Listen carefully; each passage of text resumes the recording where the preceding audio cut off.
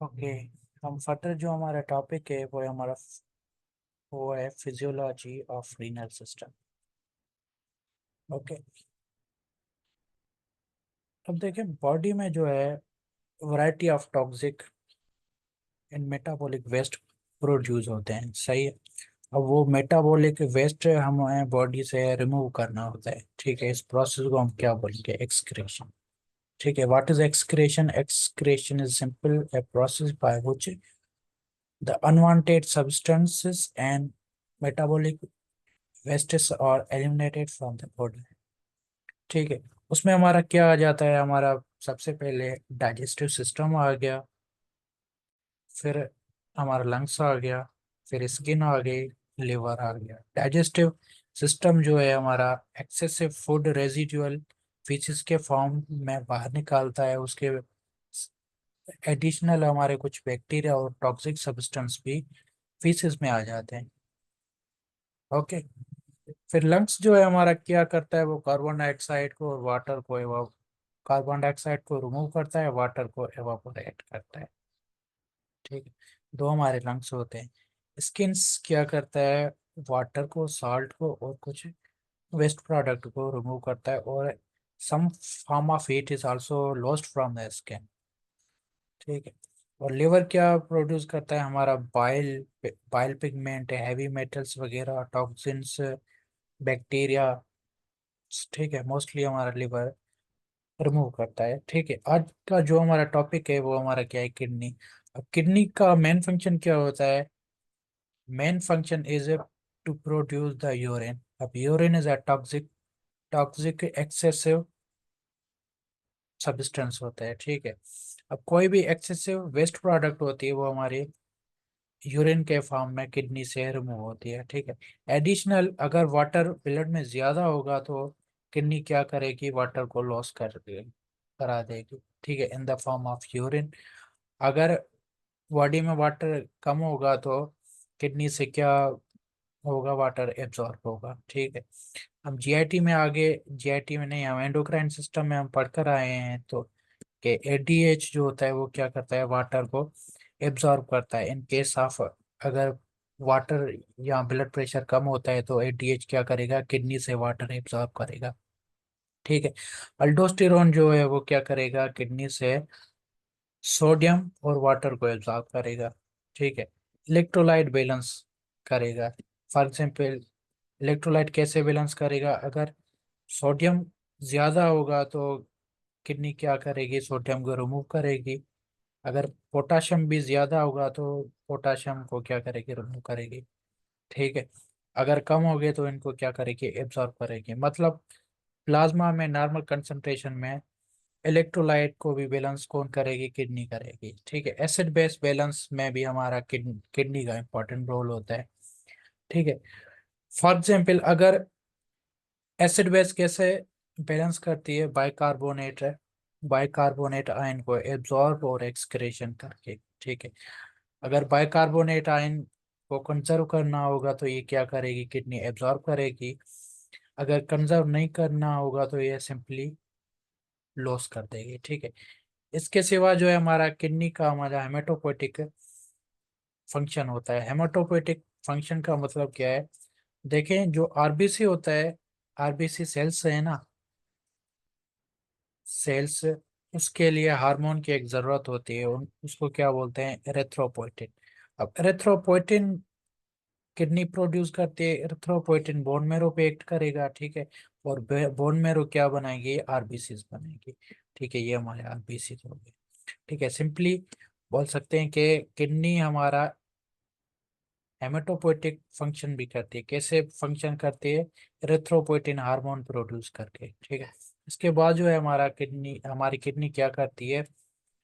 Blood में calcium level को regulate और मेंटेन करती है। ठीक।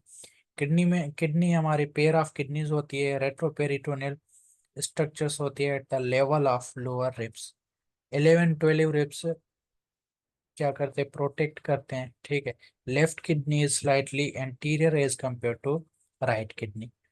ठीक है। अब हम पढ़कर आए एनाटॉमी में कि आउटर रीजन डार्क होता है, उसे हम कॉर्टेक्स बोलते हैं। ठीक है। इनर लाइट होता है, दैट इज कॉल्ड मेडुला। ठीक है।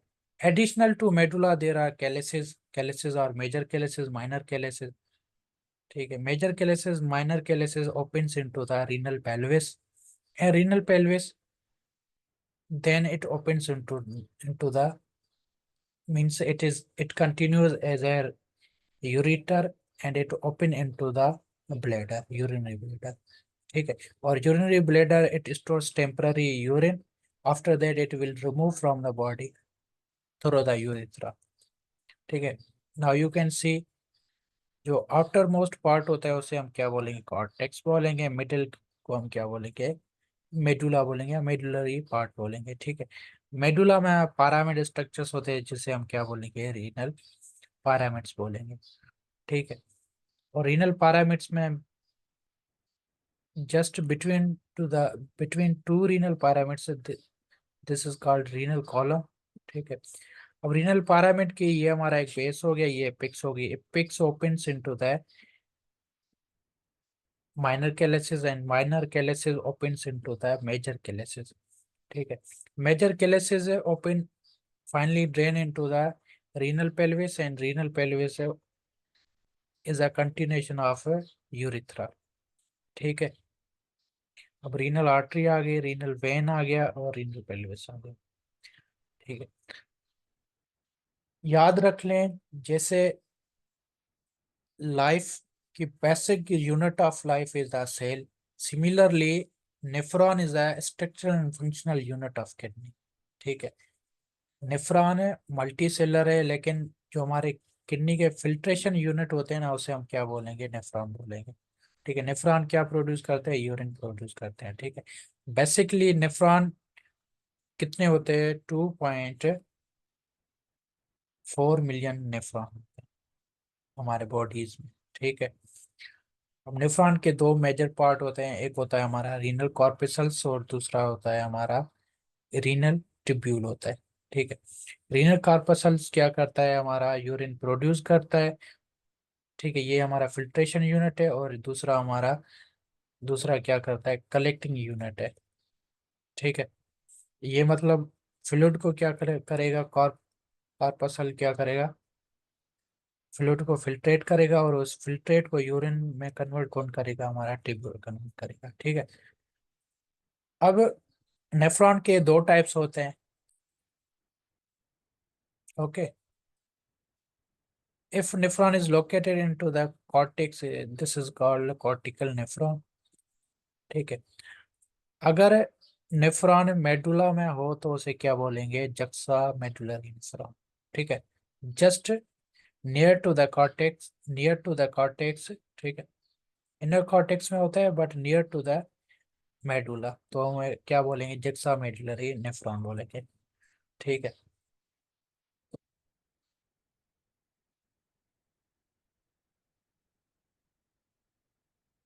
अब देखिए, नेफ्रॉन में हमने बताया कि नेफ्रॉन के दो मेजर पोर्शन होते हैं। एक हमारा होता है रीनल कॉर्पसल्स होता है, और दूसरा हमारा होता है टिब्यूल। रीनल कॉर्पसल्स में हमारा क्या आ जाता है, सबसे पहले रीनल कॉर्पसल्स में हमारा ग्लोमेरुलस आ गया। ठीक है। और बोमेन्स कैप्सूल आ गया। ठीक है। बोमेन्स कैप्सूल बोमेन्स कैप्सूल और रीनल ग्लोमेरुलस को क्या बोलेंगे, रीनल कॉर्पसल्स बोलेंगे। बाकी जो है हमारा कलेक्ट, ये टिब्यूल है। ठीक है।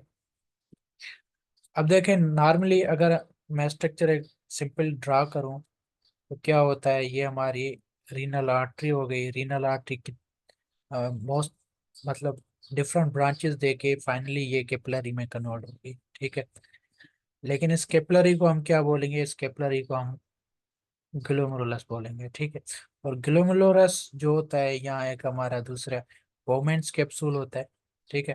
This is called Bowman's capsule. और बोमेन्स कैप्सूल के दो लेयर्स होते हैं। ठीक है। ये हमारी विजरल लेयर हो गई, ये हमारी प्राइटल लेयर हो गई। ठीक है। सिमिलरली ये देखें, ये विजरल लेयर हो गई, ये हमारी प्राइटल लेयर हो गई। ठीक है। और यहाँ हमारा स्पेस हो गया, इसे क्या बोलेंगे, बोमेन्स स्पेस बोलेंगे। Bowman's space opens into the proximal converted tubule. ठीक है। पीसीटी में खोलेगा। फाइनली पीसीटी जो है हमारा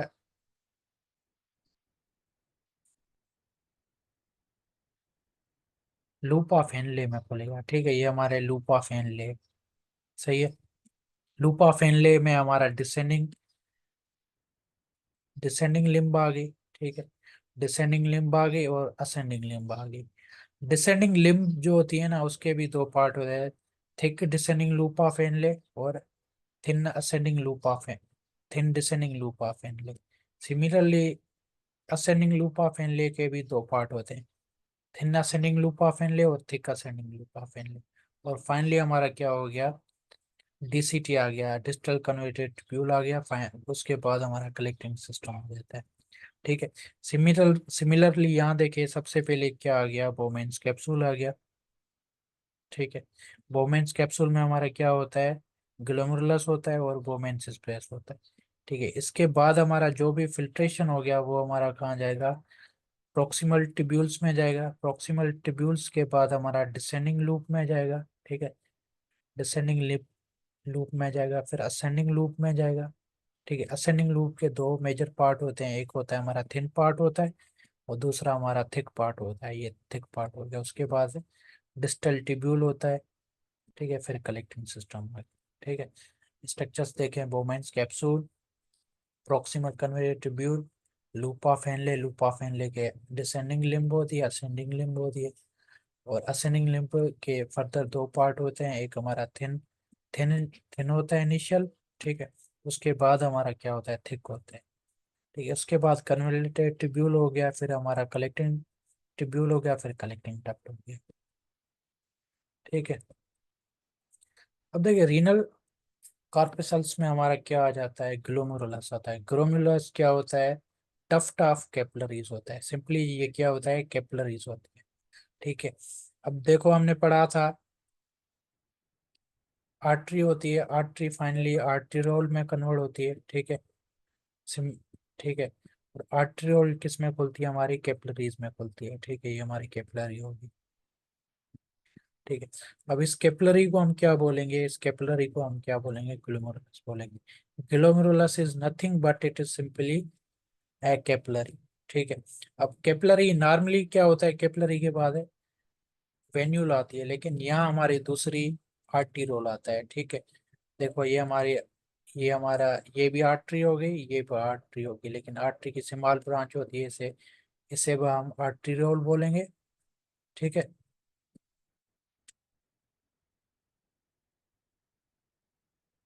आर्टरी रोल बोलेंगे, ठीक है।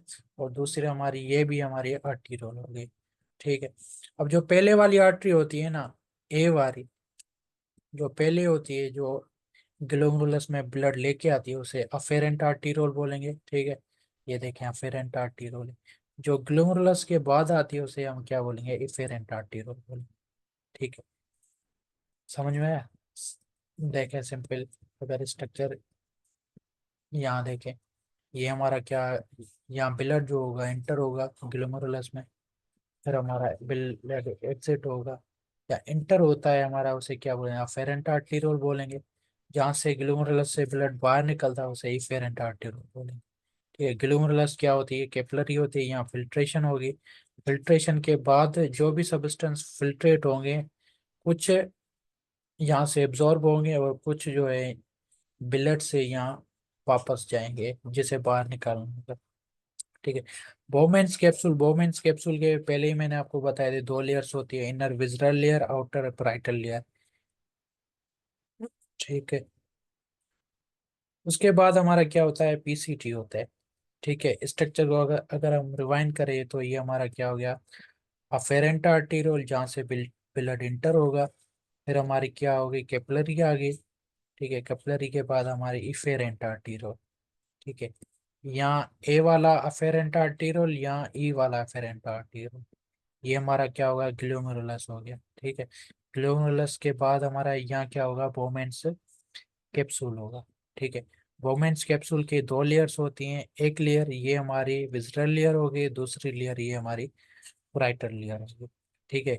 अब यहाँ जो भी हमारा ब्लड फिल्टर हुआ ना, यहाँ हमारा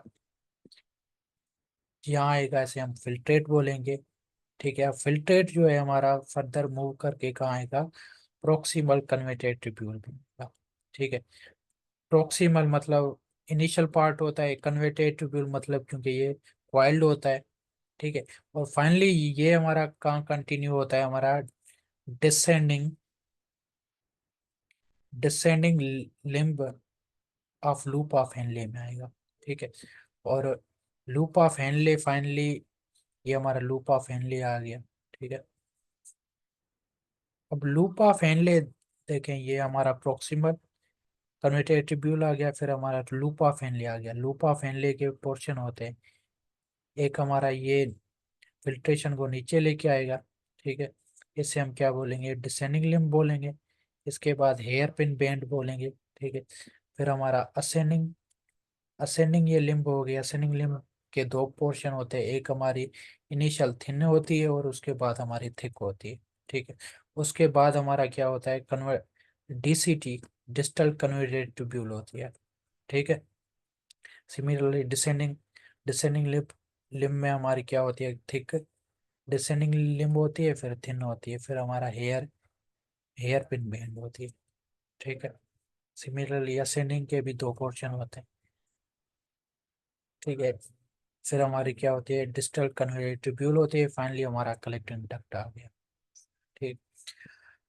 अब देखें, हमने ब्लड की सर्कुलेशन हमने पहले ही पढ़ी थी कि जो है, पहले किडनी को जो आर्टरी ब्लड लेके आती है उसे हम क्या बोलेंगे, रीनल आर्टरी बोलेंगे। रीनल आर्टरी डिवाइड करेगी ब्रांचेस में, उसे बोलेंगे सेगमेंटल आर्टरीज बोलेंगे। सेगमेंटल आर्टरी फाइनली ब्रांच दे के पहले पहले हमारी अफेरेंट आर्टीरोल में कन्वर्ट होगी। अफेरेंट आर्टीरोल जो होता है ग्लोमेरुलस की तरफ ब्लड लेके आएगा, और फिल्ट्रेशन के बाद ग्लोमेरुलस से जो ब्लड आएगा उसे हम क्या बोलेंगे, इफेरेंट आर्टीरोल बोलेंगे, ठीक है।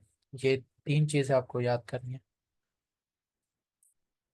ठीक है। यहाँ देखें, हमारी इफेरेंट अफेरेंट आर्टीरोल हो गई, ग्लोमेरुलस आ गया, फिर इफेरेंट आर्टीरोल, ठीक है। इफेरेंट आर्टीरोल फर्दर ये ब्रांचेस देके पीसीटी में वाइंड करेंगी और डीसीटी में वाइंड करेंगी। क्यों कर रही है वो हम आगे जाके पढ़ेंगे, ठीक है। अब जो ये वाइंड कर रही है ना, इसे हम क्या बोलेंगे, इसे हम पेरी ट्यूबुलर कैपिलरीज बोलेंगे। क्या बोलेंगे, पेरी ट्यूबुलर कैपिलरीज, ठीक है। अगर हम ब्लड फ्लो देखें तो एब्डोमिनल आयोटा से क्या निकलेगी, हमारी रीनल आर्टरी निकलेगी। रीनल आर्टरी हमारी सेगमेंटल आर्टरी में कन्वर्ट होगी, ठीक है। और segmental artery inter lobar artery देगी, फिर आर्क्वेट आर्टरी देगी, फिर इंटर लोब्यूलर आर्टरी देगी। देखो यहाँ, यहाँ देखें, यहाँ इंटर लोबार आर्टरी है और ये हमारी इंटर लोब्यूलर आर्टरी। फिर फाइनली हमारी क्या देगी, अफेरेंट आर्टरी, और फिर हमारी ग्लोमेरुलर कैपिलरी में कन्वर्ट होगी। फाइनली हमारी किस में कन्वर्ट होगी, इफेरेंट आर्टीरोल। और इफेरेंट आर्टीरोल जो है हमारे पेरिट्यूबुलर कैपिलरीज में कन्वर्ट होगी, वहाँ एब्जॉर्प्शन,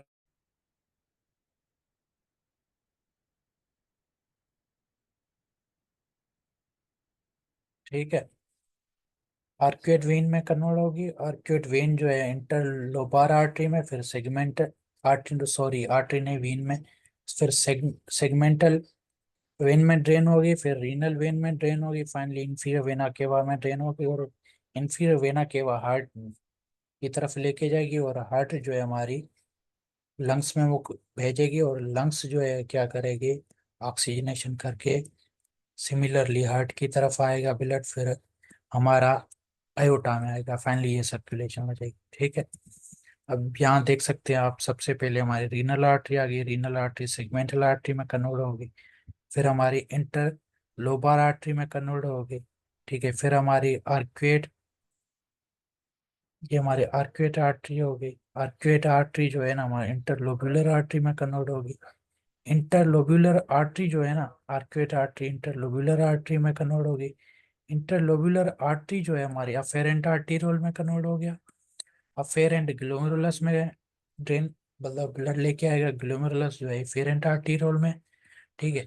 और फाइनली जो है हमारी, फाइनली हमारा ब्लड कहाँ जाएगा, फाइनली हमारा पेरिट्यूबुलर कैपिलरीज में, और फिर हमारा वीनस ड्रेनेज, ये जो हम पढ़ के आएंगे इसमें कन्वर्ट हो जाएगा।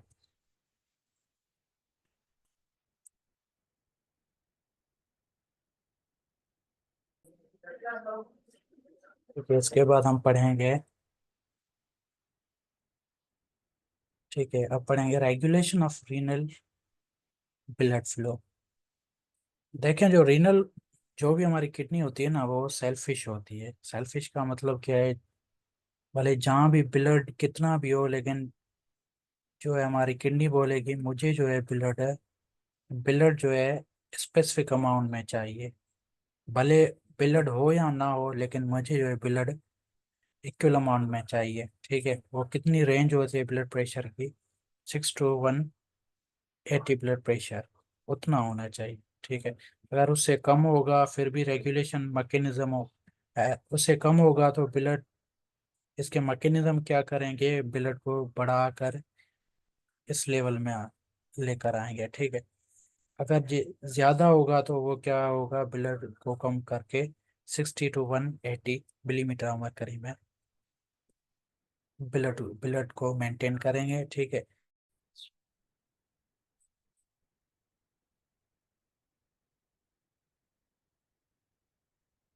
ठीक है। किडनी जो है हमारा क्या करेगी, ब्लड फ्लो को मेंटेन, मतलब खुद का ब्लड फ्लो है ना उसे मेंटेन करती है। क्यों मेंटेन करती है? क्योंकि जीएफआर को मेंटेन करना होता है। सही है। अब दो मैकेनिज्म है ऑटो रेगुलेशन, ये है कि मायोजेनिक, और दूसरा है हमारा रेनिन एंजियोटेंसिन अल्डोस्टेरोन सिस्टम।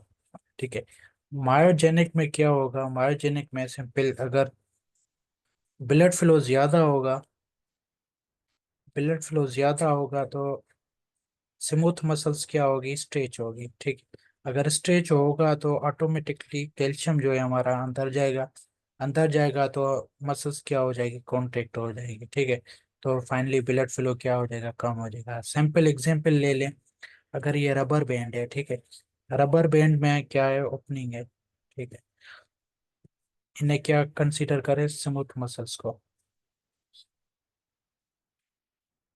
ठीक है, अगर सपोज करो इस रबर बैंड को हम स्ट्रेच करेंगे, रबर बैंड को स्ट्रेच करेंगे तो क्या होगा,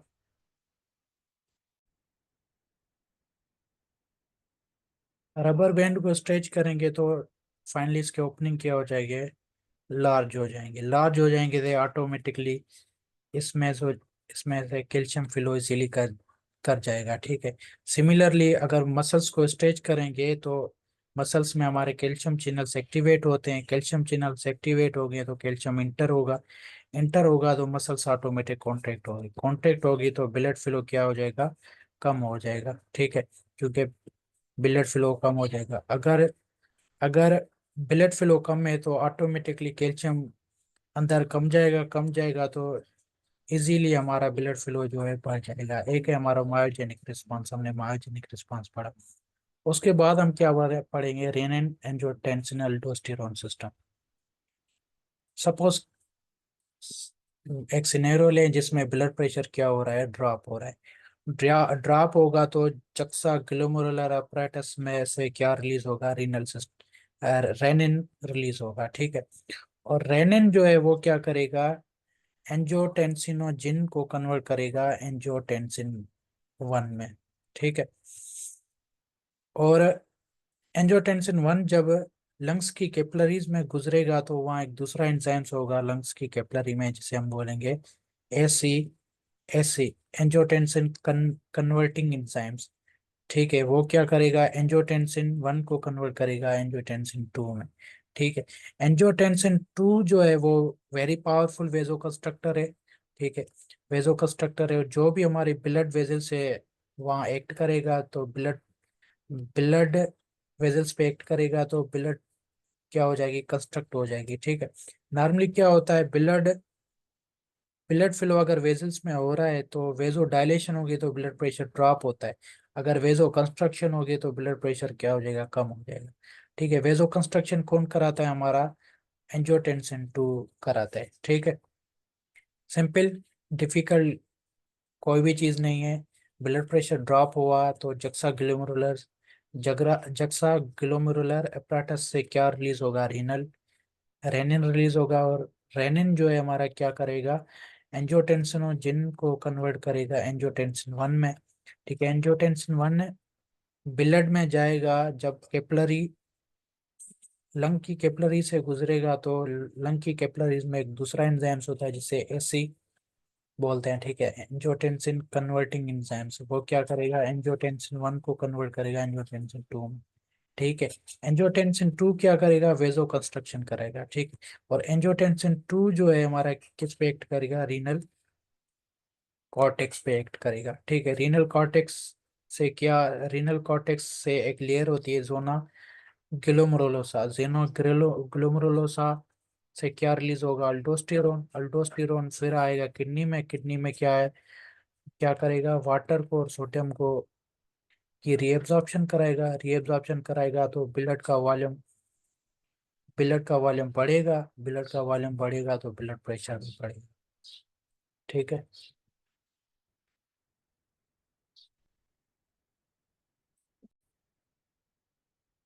ठीक है, हमने पढ़ा था जो किडनी हमारा जक्सा ग्लोमुरुलर apparatus के थ्रू क्या रिलीज करेगा, हमारा रेनिन रिलीज करेगा, ठीक है। रेनिन क्या करेगा, एंजियोटेंसिनोजिन को कन्वर्ट करेगा एंजियोटेंसिन 1 में कन्वर्ट करेगा, ठीक है।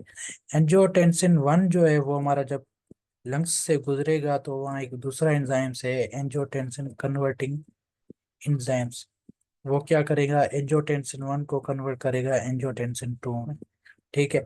और एंजियोटेंसिन 2 जो है हमारा वो पावरफुल वेजो कंस्ट्रक्टर है, ठीक है। एंजियोटेंसिन 2 क्या कराएगा, वेजो कंस्ट्रक्शन कराएगा, वेजो कंस्ट्रक्शन करेगा। और दूसरा एंजियोटेंसिन 2 जो है हमारा एड्रिनल ग्लैंड के कॉर्टेक्स पे एक्ट करेगा, ठीक है। एड्रिनल ग्लैंड है ना, एड्रिनल ग्लैंड की कौन सी लेयर पे, एड्रिनल ग्लैंड्स जो होता है ना हमारा, कहाँ होता है, किडनी के ऊपर होता है, ठीक है। ठीक है, उसके कॉर्टेक्स पे एक्ट करेगा, उसकी एक लेयर होती है जोना ग्लोमेरुलोसा, वहां से क्या रिलीज होगा, हमारा अल्डोस्टेरोन रिलीज होगा, ठीक है। अल्डोस्टेरोन क्या करेगा, किडनी से वाटर और सोडियम एब्जॉर्ब करेगा, फाइनली फिर क्या होगा, ब्लड प्रेशर बढ़ेगा, ठीक है। यहाँ देखें, ब्लड प्रेशर कम हुआ तो किडनी किडनी के कौन से सेल से, जक्सा ग्लोमेरुलर apparatus क्या रिलीज करेगा, रीनल रिलीज करेगा, रेनिन जो है हमारा एंजियोटेंसिनोजिन को कन्वर्ट करेगा एंजियोटेंसिन 2 में। एंजियो एंजियोटेंसिन 1 में, एंजियोटेंसिन 1 कन्वर्ट होगा एंजियोटेंसिन 2 में थ्रू द एसी इनहिबिटर। वो कहाँ होता है, हमारा लंग्स में होता है, ठीक है। मैं यहाँ लंग्स बना रहा हूँ, ठीक है। और एंजियोटेंसिन 2 है हमारा पावरफुल वेजो कंस्ट्रक्टर है, वेजो कंस्ट्रक्शन कराएगा तो क्या होगा, ब्लड प्रेशर बढ़ेगा, बढ़ेगा तो कम कम कहाँ आ जाएगा, नॉर्मल में आ जाएगा। और दूसरा हमारा एंजियोटेंसिन 2 जो है हमारा एड्रिनल कॉर्टेक्स पे एक्ट करेगा और वह हमारा जोना ग्लोमेरुलोसा से क्या रिलीज होगा, अल्डोस्टेरोन। अल्डोस्टेरोन किडनी पे एक्ट करेगा, फिर वाटर और सोडियम एब्सॉर्ब होगा। और फाइनली जो है हमारा extra cellular fluid, extra cellular fluid क्या होगा, बढ़ेगा तो ब्लड प्रेशर भी बढ़ेगा, ठीक है। और ब्लड प्रेशर बढ़कर कम blood pressure normal blood pressure में कन्वर्ट, ठीक है। और दूसरा हमारा हमने पढ़ा था कि जो है हमारा किडनी जो है हमारे एरिथ्रोपोइटिन भी रिलीज कराती है। एरिथ्रोपोइटिन क्या कराती है, हमारे आरबीसी की प्रोडक्शन कराती है। आरबीसी की कहाँ प्रोडक्शन कराएगी, बोन मेरो में प्रोडक्शन कराएगी, ठीक है। सपोज करें अगर किडनी की कोई भी प्रॉब्लम होती है, उसमें एरिथ्रोपोइटिन रिलीज नहीं होगा तो आरबीसी प्रोड्यूस नहीं होगे, ठीक है। मतलब रीनल फेलियर की वजह से हमारा एनीमिया भी हो सकती है, ठीक है। ये हमने पढ़ा था, सारा मैकेनिज्म हमने पढ़ लिया है, जस्ट रिपीट करें। सपोज करो ब्लड प्रेशर क्या हो रहा है, कम हो रहा है, ठीक है। या एक्स्ट्रा सेलुलर फ्लूइड क्या हो रहा है, कम है। या सिंपैथेटिक स्टिमुलेशन मिल रही है, या प्लाज्मा सोडियम प्लाज्मा लो है, तो ये सारे किसको एक्टिवेट करेंगे, जक्सा ग्लोमेरुलर सेल्स को, ठीक है। जक्सा ग्लोमेरुलर apparatus क्या रिलीज करेगा, रेनिन रिलीज करेगा। रेनिन क्या करेगा, एंजियोटेंसिनोजिन को एंजियोटेंसिन 1 में कन्वर्ट करेगा, ठीक है। एंजियोटेंसिन 1 जो है हमारा एंजियोटेंसिन 2 में कन्वर्ट होगा थ्रू द एंजाइम से एसीई। वो कहाँ होता है, लंग्स में होता है, ठीक है। ये जो है हमारा एंजियोटेंसिन और एंजियोटेंसिन 2 ये क्या करेगा, जीएफआर को बढ़ाएगा, ठीक है, ब्लड प्रेशर को बढ़ाएगा, वाटर को एब्जॉर्ब करेगा। वाटर को एब्जॉर्ब करेगा, दो मैकेनिज्म होते हैं। एक तो एंजियोटेंसिन 2 हमारा पिट्यूटरी, एंजियोटेंसिन 2 है हमारा, कहाँ होगा, पिट्यूटरी ग्लैंड। पिट्यूटरी ग्लैंड के पोस्टीरियर लोब पे एक्ट करेगा, वहां से क्या रिलीज कराएगा हमारा, एडीएच रिलीज कराएगा, ठीक है। ठीक है, एडीएच रिलीज कराएगा। और दूसरा है हमारा ये एड्रिनल, एडिनो एंजियोटेंसिनोजन किडनी पे जाएगा, वहां से अल्डोस्टेरोन रिलीज कराएगा। अल्डोस्टेरोन क्या कराएगा, सोडियम को, सोडियम और वाटर को एब्जॉर्ब कराएगा, ठीक है। उसके बाद हम पढ़ेंगे फॉर्मेशन ऑफ यूरिन। यूरिन कैसे फार्म यूरिन की फॉर्मेशन कैसे होती है। 3 स्टेप्स होते हैं, ठीक है। सबसे पहले क्या होगा, ग्लोमेरुलर फिल्ट्रेशन होगी, ठीक है। फिल्ट्रेशन के बाद ग्लोमेरुलर रीएब्जॉर्प्शन होगी, फिर हमारी ट्यूबर एक्सक्रीशन होगी। फाइनली जो हमारा रिजल्टेंट मिलता है ना, तो उसे हम क्या बोलेंगे, वो हमारा यूरिन है, ठीक है। यूरिन कितना नॉर्मली प्रोड्यूस होता है, 1 से 1.5 लीटर पर डे, ठीक है। अब देखें, ये जो भी ब्लड है हमारा अफेरेंट आर्टीरियोल में कहाँ आएगा, ग्लोमेरुलस में आएगा। फिर ग्लोमेरुलस में कुछ यहाँ फिल्टर होगा, ठीक है, फिल्टर होगा। फिल्टर हमारा कहाँ आएगा, वूमेन से स्पेस में आएगा। और बाकी ब्लड हमारा कहाँ जाएगा, एफेरेंट आर्टीरियोल में। एफेरेंट आर्टीरियोल में जब जाएगा, फिर यहाँ हमारा फिल्ट्रेट है ना, फिल्ट्रेट, जो फिल्ट्रेशन हुआ, फिल्ट्रेशन में अगर काम वाली चीज होगी वो क्या होगी, ब्लड में एब्जॉर्ब होगी।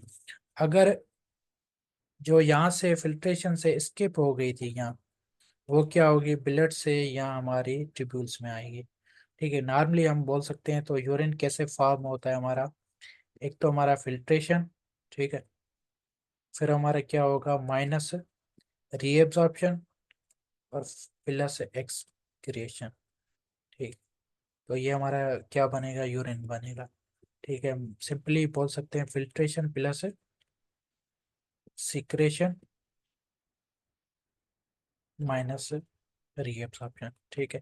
जो भी हमारा फिल्ट्रेशन आया, सही है, फिल्ट्रेशन में बाकी जो हमारा रीएब्सॉर्प्शन हुआ माइनस वो, और एब्जॉर्प्शन जो भी हुई, ये जो भी बना पीछे, तो इसे हम क्या बोलेंगे, ये हमारा यूरिन है, ठीक है। सबसे पहले ग्लो ग्लोमेरुलर फिल्ट्रेशन पढ़ेंगे, ठीक है। फिल्ट्रेशन हमारा ब्लड जब फिल्टर होता है ना ग्लोमेरुलर कैपिलरीज में, तो उसे, उस मेम्ब्रेन को हम क्या बोलेंगे, फिल्ट्रेशन मेम्ब्रेन बोलेंगे, ठीक है। ये फर्स्ट स्टेप है हमारा यूरिन फॉर्मेशन में, ठीक है। इसलिए हम सबसे पहले क्या वो पढ़ेंगे, फिल्ट्रेशन मेम्ब्रेन पढ़ेंगे। फिल्ट्रेशन मेम्ब्रेन कितनी होती है, 3 होती हैं। कौन सी होती हैं, एक हमारी बोमेंस की कैपिलरी होती है, ठीक है, बेसमेंट मेम्ब्रेन हो गई, और हमारी बोमेंस ग्लोमेरुलर की कैपिलरी हो गई, ठीक है। बेसमेंट मेम्ब्रेन हो गई, विजरल लेयर ऑफ बोमेंस कैप्सूल हो गई, ठीक है। अब ये देखें, ये हमारी क्या होगी, कैपिलरी होगी। कैपिलरी में हमारी क्या होगी, एंडोथेलियम होगी, सही है, एंडोथेलियम। फिर हमारी बेसमेंट मेम्ब्रेन होगी, और फिर हमारी क्या होगी, प्राइटल लेयर होगी, प्राइटल नहीं, sorry, visceral layer of बोमेंस capsule, ठीक है। और यहाँ हमारी क्या होगी, यहाँ स्मॉल होल्स होते हैं, जिसे हम क्या बोलेंगे, फेनेस्ट्रेशंस बोलेंगे, ठीक है। और यहाँ हमारी क्या होगी, जो भी हमारे मॉलिक्यूल्स होंगे वो यहाँ फिल होकर के यहाँ आएंगे, ठीक है। देखो यहाँ ग्लोमेरुलर कैपिलरी मेम्ब्रेन में क्या होती है, ये पहले तो सिंगल लेयर होती है, इसमें पोर्स होते हैं जिसे हम फिनेस्ट्रेशंस बोलते हैं, ठीक है। यहाँ फिल्ट्रेट पोर्स बोलेंगे, ठीक है। उसके बाद हमारा क्या होता है, बेसमेंट मेम्ब्रेन होती है। बेसमेंट मेम्ब्रेन में मेम्ब्रेन क्या करती है, इन दोनों लेयर को सेपरेट करती है। और उसके बाद बोमेंस कैप्सूल की लेयर होती है, विजरल लेयर, वो भी एक सिंगल लेयर होती है, और इसमें क्या होता है, फुट प्रोसेस होते हैं, क्या होते हैं, फुट प्रोसेस होते हैं, ठीक है। अब सबसे पहले क्या होती है, अगर फिल्ट्रेशन मॉलिक्यूलर लेवल पे होती है, तो उसे हम क्या बोलेंगे, अल्ट्रा फिल्ट्रेशन बोलेंगे, ठीक है। Glomerular filtration is called ultra filtration because even the minute particles are filtrated, ठीक है। सारी चीजें हमारी आएगी एक्सेप्ट प्लाज्मा प्रोटीन और हमारे आरबीसीज वगैरह वो हमारे नहीं आएंगे, बाकी जो भी हमारे मालिक्यूल से सारे फिल्ट्रेट होंगे। ठीक है।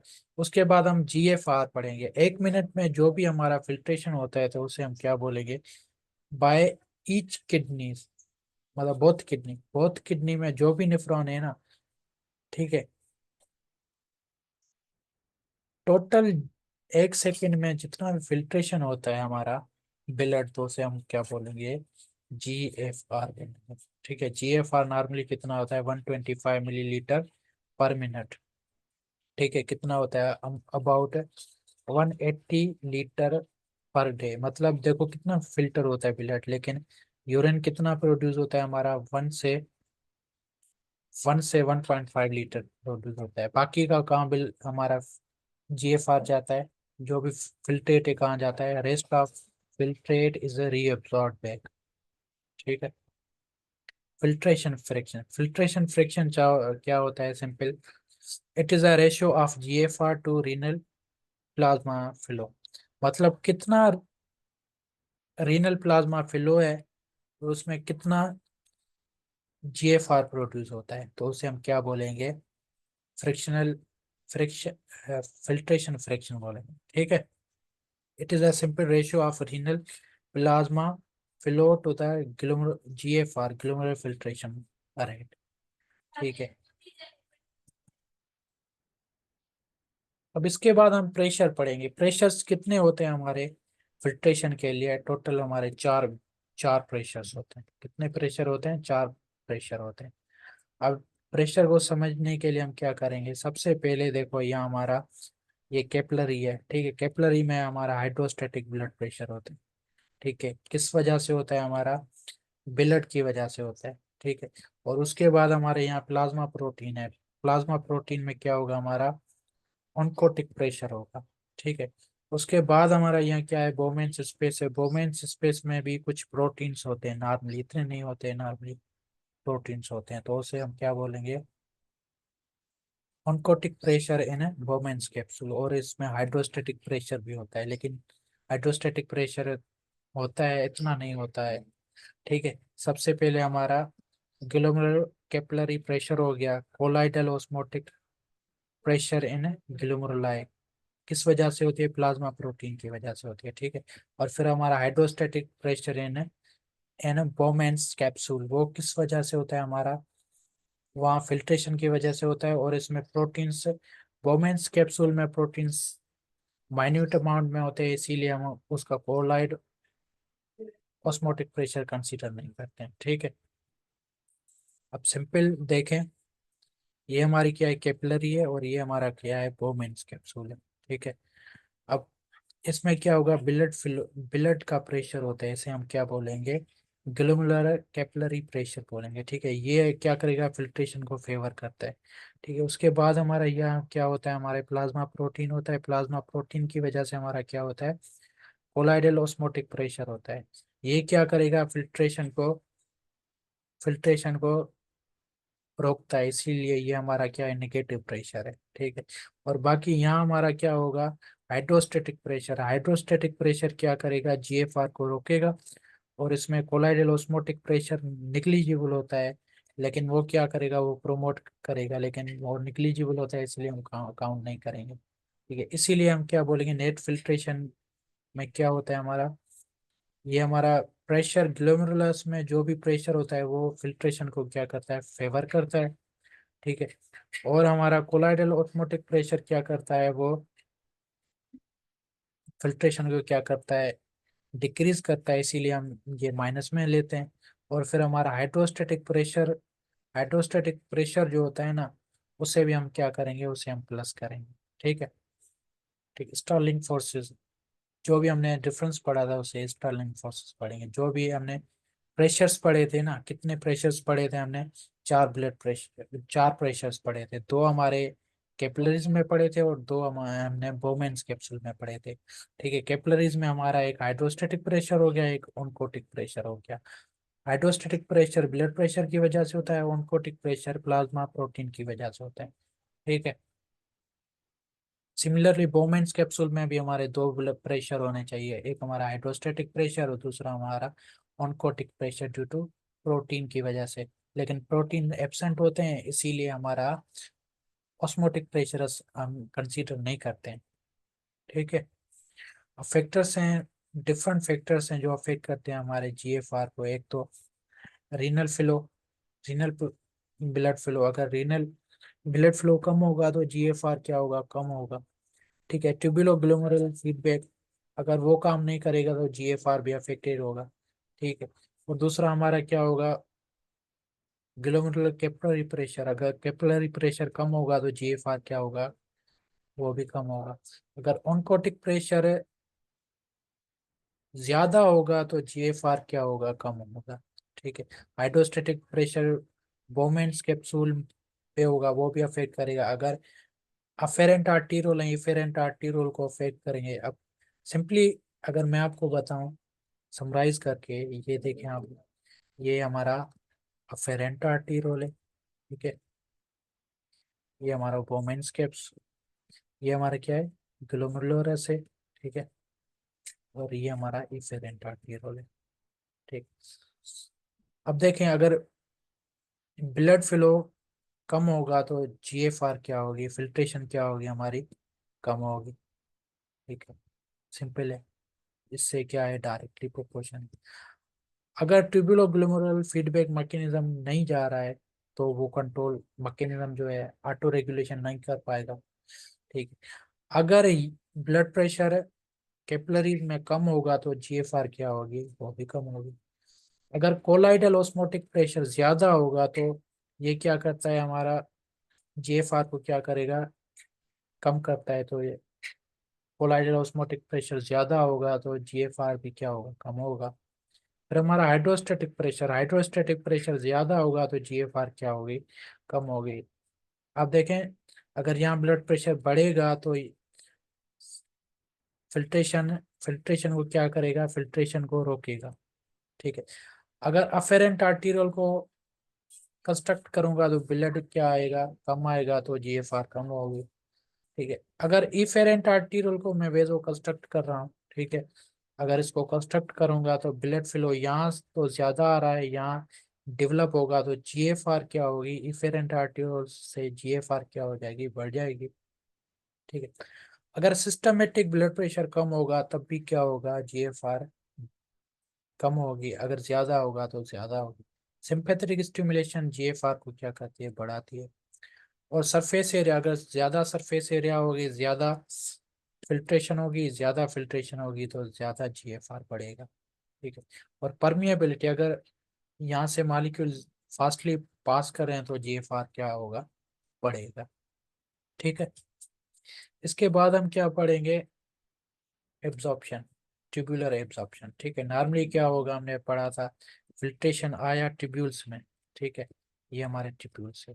अब ट्यूब्यूल्स में क्या होगा, जो काम वाली चीजें हैं, काम वाली चीजें हमारी कौन सी होगी, ग्लूकोज हो गया, अमाइनो एसिड हो गया, ठीक है, सोडियम हो गया, कैल्शियम हो गया, बाइकार्बोनेट, ये सारे कहाँ, ये काम वाली चीजें ने एब्जॉर्ब करना होगा। ठीक है। एब्जॉर्ब करना होगा, तो इसे हम क्या बोलेंगे, ट्यूबुलर रीअब्जॉर्प्शन बोलेंगे। ठीक। ट्यूबुलर रीअब्जॉर्प्शन क्या होता है, हमारे रीनल ट्यूब्यूल से back back to the blood molecules और वाटर मूव करे तो उसे हम क्या बोलेंगे, रीनल रीअब्जॉर्प्शन बोलेंगे। ठीक है। रीनल एब्जॉर्प्शन में जो लार्ज अमाउंट ऑफ वाटर होता है ना, वो रीअब्जॉर्ब होता है, इलेक्ट्रोलाइट हो गया और अदर सब्सटेंस आ गया। अदर सब्सटेंस में हमारे अमाइनो एसिड आ गया, ग्लूकोज आ गया। ठीक। अब रीएब्जॉर्प्शन जो होता है ना, एक होता है हमारा ट्रांससेल्युलर होता है, दूसरा हमारा पेरासेल्युलर होता है। ट्रांससेल्युलर का मतलब क्या है, अगर सेल्स सेल्स के अंदर रीएब्जॉर्प्शन, ये देखो, ये हमारा ट्यूब्यूल है। ठीक है। ट्यूब्यूल का ये हमारा ल्यूमन है। ठीक है। मॉलिक्यूल्स, कुछ एब्जॉर्ब मॉलिक्यूल्स रीएब्जॉर्प्शन कहाँ होगी, ट्यूब्यूल से हमारा ब्लड में मॉलिक्यूल जाए तो उसे हम क्या बोलेंगे, ट्यूबुलर रीएब्जॉर्प्शन बोलेंगे। ठीक है। अगर सेल्स के थ्रू जा रहे हैं हमारे मॉलिक्यूल्स, देखो सेल्स के थ्रू जा रहे हैं तो उसे हम क्या बोलेंगे, ट्रांससेल्युलर बोलेंगे। अगर सेल्स के बीच में से जा रहे हैं तो उसे हम क्या बोलेंगे, पेरासेल्युलर बोलेंगे। ठीक है। अब मेजर सब्सटेंस कहाँ कहाँ एब्जॉर्ब होते हैं, अब देखें, पीसीटी प्रॉक्सिमल कन्वेयर ट्यूब्यूल में हमारा याद कर लें, ग्लूकोज, अमाइनो एसिड, ये जो है ना, ये दोनों 100% एब्जॉर्ब होंगे। अगर एब्जॉर्ब नहीं होंगे तो कोई ना कोई डिफेक्ट है हमारा ट्यूब्यूल्स में। ठीक है। सोडियम हो गया, potassium, calcium, bicarbonate, chloride, phosphorus, urea, uric acid, water. ठीक है। और कौन से सब्सटेंस से लूपा फेनले से एब्जॉर्ब हो गए? Sodium and chloride. ठीक है। और कौन से हमारे डीसीटी से एब्जॉर्ब हो गया? हमारा सोडियम हो गया, कैल्शियम हो गया, ठीक है, क्लोराइड हो गया, फास्फोरस हो गया और वाटर हो गया। ठीक है। अब थ्री फैक्टर्स जो है हमारे रेगुलेट करते हैं रीएब्जॉर्प्शन को। एक है हमारा glomerular tubular balance, hormonal factor और नर्वस नर्वस फैक्टर। ठीक है। हमने पहले ही पढ़ा था जो है हमारा अल्डोस्टेरोन कहाँ से रिलीज होता है। देखो, जब भी ब्लड फ्लो कम होगा, ठीक है, ब्लड फ्लो कम होगा तो हमारा एड्रिनल ग्लैंड से एक हार्मोन रिलीज होता है जिसे अल्डोस्टेरोन बोलते हैं। ठीक है।